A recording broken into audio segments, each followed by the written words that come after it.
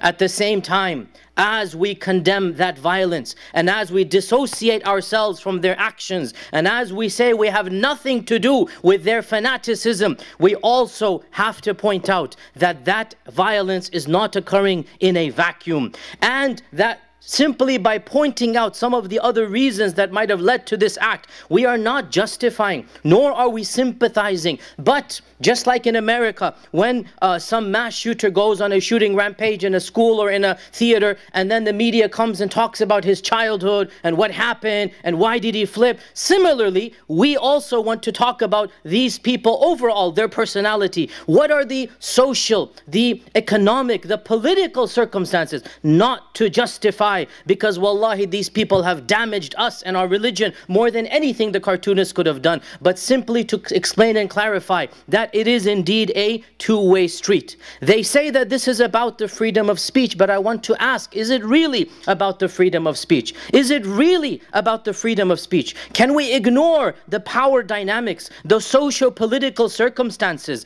This cartoon was a catalyst, and underneath there was a lot of fuel ready to be sparked up. The cartoon was a catalyst. What happened was not just because of the cartoon. Dare I say, and this is my opinion, that if there were no other circumstances and the cartoon appeared, people would not have been killed. Yes, we would have been angry, and we deserve to be angry. We have the right to be angry. We have the right to be offended. We don't have the right to get physical. We don't have the right to harm, but we have every right to be angry and offended. That is my right. If you think it is your right to offend, it is my right to be offended and to express offense. It's not my right to harm. But I do say that there were other circumstances that created this violence. What hurts the Muslim community, even as we very clearly say we have nothing to do with the terrorists that kill these people, what hurts the Muslim community is that from our perspective there does seem to be a double standards. A few decades ago, this country, this part of the world especially, was well known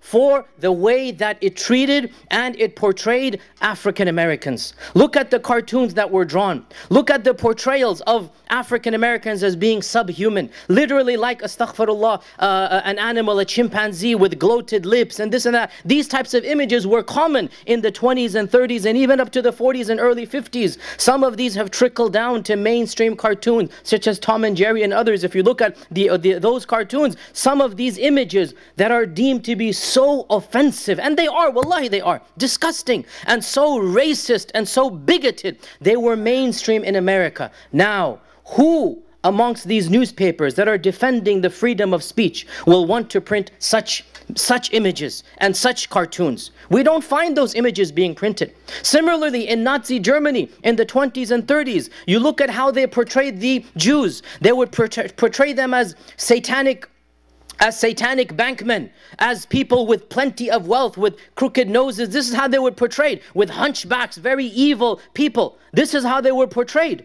Now, who amongst those people who are defending the quote-unquote freedom of speech will want to print those same images in their magazines? They don't do that. And the fact of the matter is that this very magazine that printed these very pictures of our Prophet ﷺ 2 years ago, they fired one of their own journalists. They fired him and they took him to court because he wrote a column that was deemed to be anti-Semitic. And it was. I mean, to be honest, he was very crude. He made fun of the Jewish people in a manner that is not befitting of a human being, and he stereotyped them. The point being, there seems to be a double standard. Almost 15 countries in Europe have laws against Holocaust speech denial. To say anything about the Holocaust in a derogatory manner, to make fun of it, to deny it happened, to simply say that maybe the numbers were different, not 6 million, 5 million or 4 million. And again, I want to be clear here, I am not saying that. It's not I'm just quoting if somebody says it.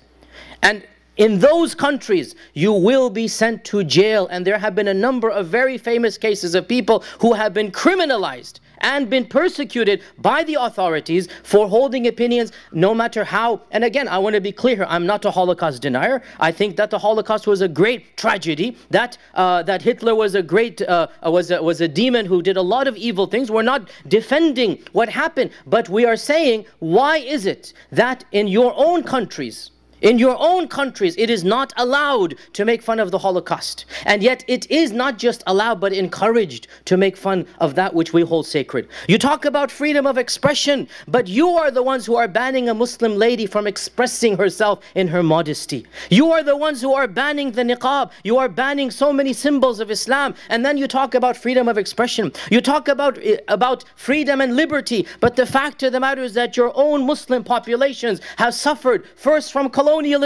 over so many centuries, and then from the way you are treating your own North African immigrant community, job problems, education problems, multiple institutionalized racism. And anybody who has been to France or knows the French Muslim community knows exactly what I'm talking about. That the Muslims of France really and truly have it bad in every single area of life. From the time they were born up until they die, they're facing institutionalized racism. They've been ghettoized. They've been ostracized. They don't have the same opportunities for education, for job, slurs all the time, demonization. What do you think is going to happen? And here I get to the issue of power dynamics, brothers and sisters. A little bit of psychology here. When the media, when the politician makes fun of a powerful person, this might actually be funny. When the media makes fun of the government, this might actually become funny. But when a powerful person, the media, the government, makes fun of and satirizes a minority, all of a sudden it's not just funny anymore, it's actually scary.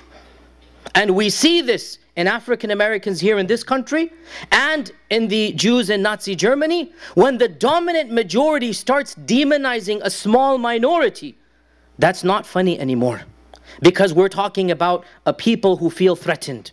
And not only feel it, but they are genuinely suffering financially and economically. And we add to this as well the rising tide of Islamophobia in these lands. The fact that the far-right parties in Germany, of all countries, we would think that Germany would be the one who learns from its own history. Less than 100 years have gone by since Nazi Germany, since there were pogroms against the Jews, since there were mass protests against the Jews. Less than 100 years later, and we see 30,000 people in the streets of Germany protesting against Muslims, saying Muslims out of our land, Muslims, no Muslims in Europe. Isn't this going to terrify? It terrifies me, and I'm in America. It terrifies us, and we're thousands of miles away. The hatred, the mob mentality that is taking place all of a sudden in that environment, when the dominant culture makes fun of the minority that is under siege, all of a sudden you will get people who will flip over. This is not to justify.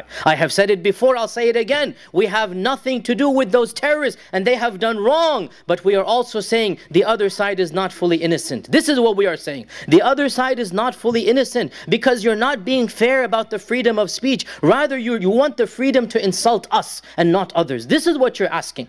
And my response is that I am not asking for that speech to be criminalized. As a Muslim American, I understand we have the First Amendment. We cannot ban speech. But what I am saying, look at those double standards. You politicians and media personnel cannot talk about African Americans using, let's say, the N-word. You cannot talk about Asian Americans using the slur beginning with CH. You cannot talk about any ethnicity saying something bad.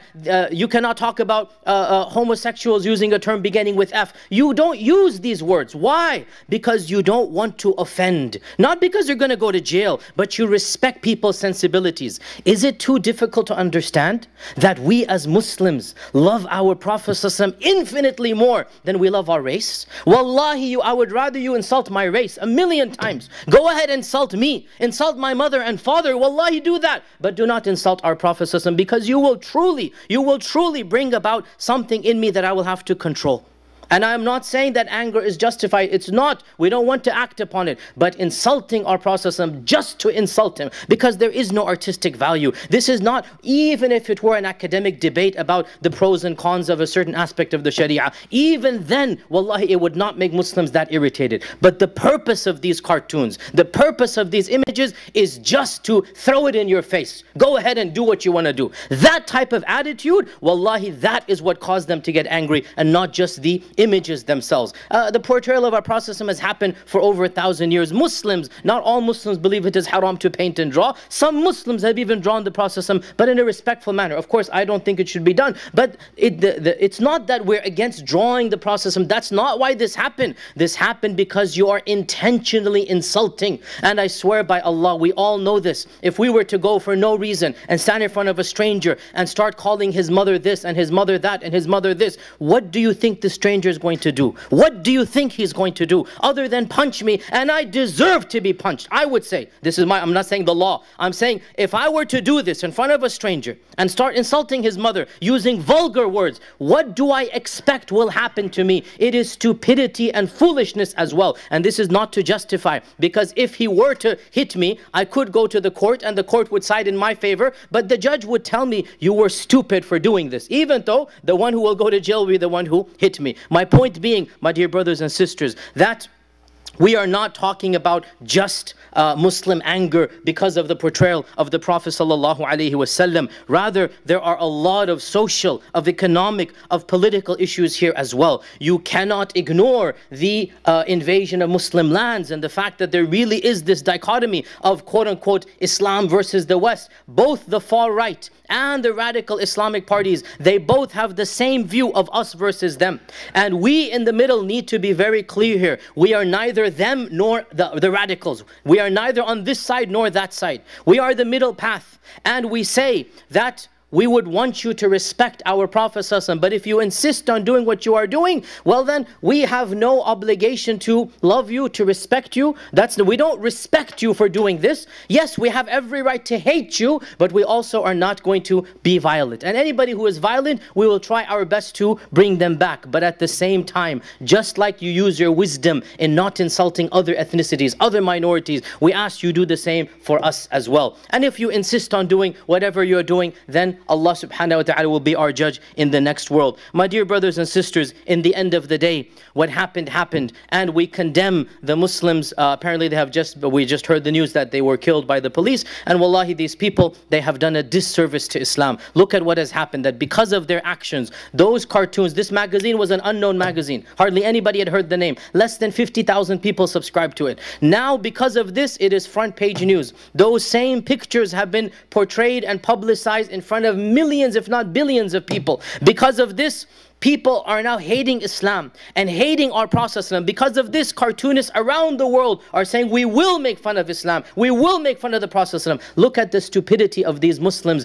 and it's typical, overzealous and undereducated. Always overzealous and undereducated. They think they're doing something good, just like Al-Qaeda, just like ISIS, just like all of these groups. They think they're doing something good, but they end up harming much more than bringing about any good. Our Prophet ﷺ showed us the best way to defend his honor is to follow his sunnah. And we follow his sunnah by demonstrating his character. And what was his character? وَمَا أَرْسَلْنَاكَ إِلَّا رَحْمَةً لِلْعَالَمِينَ. He was رَحْمَةً لِلْعَالَمِينَ. So when we embody that, and when people see the rahmah in our lives, when they see how good we are, how kind we are, how loving we are, how peaceful we are, wallahi, this is the way to defend the honor of the Prophet sallallahu alaihi wasallam. May Allah subhanahu wa ta'ala make us of the true followers of our Prophet sallallahu alaihi wasallam. Barakallahu wa lakum fi al-Qur'an al-azim wa nafa'ani wa iyyakum bima fihi min al-ayati wa dhikr al-hakim. Aqulu ma tasma'un wa astaghfirullah al-azim li wa lakum wa li sa'il muslimin kulli dhanbin fastaghfiruhu innahu huwal ghafurur rahim.